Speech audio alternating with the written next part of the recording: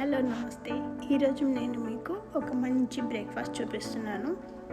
ఏంటంటే ఇది దోశ అనుకుంటున్నారా? కాదు. ఏంటంటే లెఫ్ట్ ఓవర్ రైస్ తోటి నేను చేస్తున్న ఒక మంచి రెసిపీ.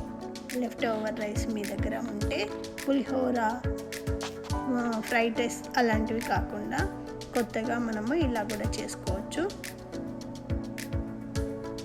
రైస్ని మనము మెత్తగా గ్రైండ్ చేసేసుకొని దాంట్లో శనగపిండి కానీ గోధుమ పిండి కానీ కలిపేసుకొని కొద్ది సాల్ట్, జీలకర్ర, అలాగే మీ దగ్గర ఉన్న ఎలాంటివైనా గ్రీన్ లీవ్స్ అంటే పాలకూర అయినా, కొత్తిమీర అయినా, ఇంకా ఏమైనా అంటే మీరు వేసుకోవాలి అనుకుంటే ఏవైనా ఆకులు, తోటకూర కూడా యూజ్ చేయొచ్చు, చాలా బాగుంటుంది.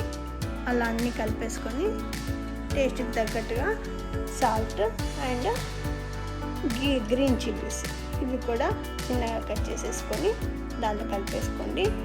ఇప్పుడు మనం ప్యాన్లోనే ఆయిల్ వేసేసుకొని ఇవి ఒకేసారి నేను 2-3 చేస్తాను చిన్నగా, అందుకనేసి ఇలా ఆయిల్ని స్ప్రెడ్ చేస్తున్నాను. ఇప్పుడు మనము వీటితోటి చిన్న చిన్న దోశలు చేసుకుందాము. చాలా బాగుంటుంది, టేస్ట్ కూడా హెల్తీ కూడా అండి. మీరు దోశల పిండితోనే చేసుకోవాలని ఉన్న వాళ్ళైతే దోశల పిండితో చేసుకోండి, లేదు అంటే ఇలా లెఫ్ట్ ఓవర్ రైస్ని మనము ఇలాంటి చిన్న చిన్న రెసిపీస్ కూడా చేసుకోవచ్చు. చాలా టేస్టీగా ఉంటుంది, మంచిది కూడా ఆరోగ్యానికి.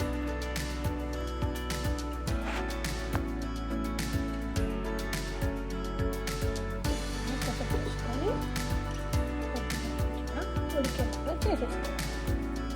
చూసారా, మా ఇంట్లో కాసిన టమాటోతో నేను పికిల్ చేశాను కదా, టమాటో పికిల్ చేసుకొని మళ్ళీ టమాటోస్ చెట్లు పెట్టే సమయం వచ్చేసింది. గార్డెనింగ్ స్టార్ట్ అయిపోతుంది. నెక్స్ట్ మీకు గార్డెనింగ్ వీడియోస్ కూడా పెట్టేస్తాను. ఈ టమాటో పికిల్ అయిపోయేలోపు మళ్ళీ టమాటోస్ కాస్తాయి, అప్పుడు మళ్ళీ పికిల్ చేసుకోవచ్చు మనం.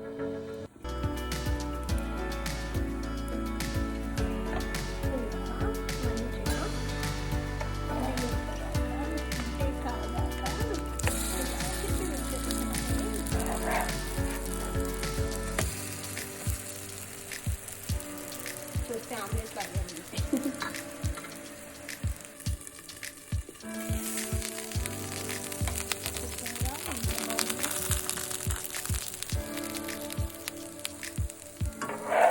రైస్ మిగిలిపోతే పులిహోరనే కాదు, ఇలాంటి మంచి మంచి రెసిపీస్ కూడా చేసుకోవచ్చు. మీరు ఇలా ట్రై చేయండి.